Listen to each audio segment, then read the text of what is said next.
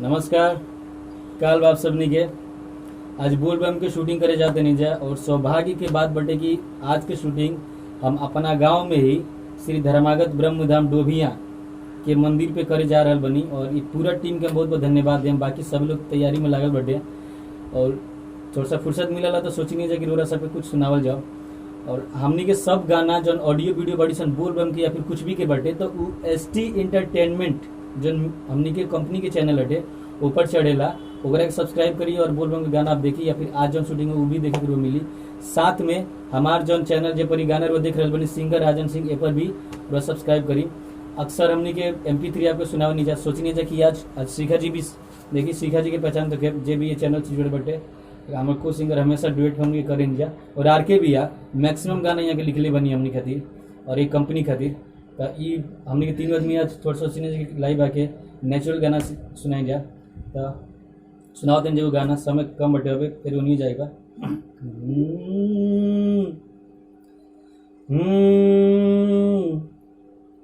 ई कौन बीमारी धरा दिल बाड़ू अलग हो के तुहरा से अब रहलो न जाता। ई कवन बीमारी आपका है? ई कवन बीमारी धरा दिहल बाड़ा अलग हो के तोहरा से अब रहलो न जाता। जियल नाही जाइब अब तो बिरह जान लेली। जियल नाही जाई अब तो बिरह जान लेली। मोहब्बत में मर जाइब हम ऐसन बुझाता। ई कवन बीमारी धरा दिहल बाड़ा अलग हो के तोहरा से अब रहलो न जाता। सनहिया के दुश्मन भाई घर परिवार हो बेवफा न समझा हमके हम हई तोहार हो। सनहिया के दुश्मन भाई घर परिवार हो बेवफा न समझा हमके हम हई तोहार हो। मन करे कटारी मन करे कटारी मारी मारी जाई। मन करे कटारी मारी मारी जाई।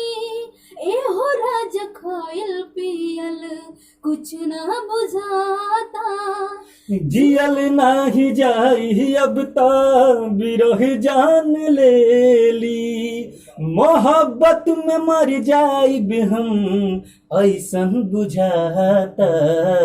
ई कवन बीमारी धरा दिहल बाड़ू अलग हो के तुहरा से अब रहलो न जाता। ये मेरा वर्डिंग है।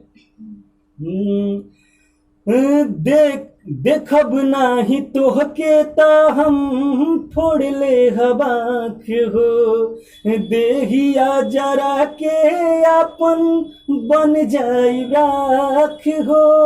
देखब नाही तोहके ता हम फोड़ ले हबाख हो देहिया जरा के अपन कोइले हब राख हो।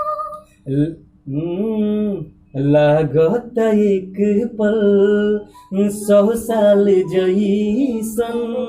लागत एक पल 100 साल जैसन कटे न दिनमा रतिया हमसे कटाता। जियल न जाई हमसे बिरह जान लेली। हाँ जियल न जाई हमसे बिरह जान लेली। मोहब्बत में मर जाइब हम ऐसन बुझाता। ई कवन बीमारी धरा दिहल बाड़ू अलग हो के तुहरा से अब रहलो न जाता। अलग हो के तुहरा से अब रहलो न जाता। बहुत बहुत धन्यवाद आप सब इतना समय देके देखनी जाए। गाना पसंद आओ तो सब्सक्राइब करी, लाइक करी, शेयर जरूर करी और ऐसा गाना हमनी के हमेशा भेजत रहनी जा। तो अगर सुने के मन बटे हमेशा इस तरह के गाना नेचुरल सॉन्ग तो चैनल सिंगर राजन सिंह के सब्सक्राइब करी और हमनी के अगर ऑफिशियल वीडियो या फिर ऑफिशियल MP3 सुने के बटे ST एंटरटेनमेंट के आप सबके आशीर्वाद बना रही तो हमेशा मेल संजोग होत रही। धन्यवाद।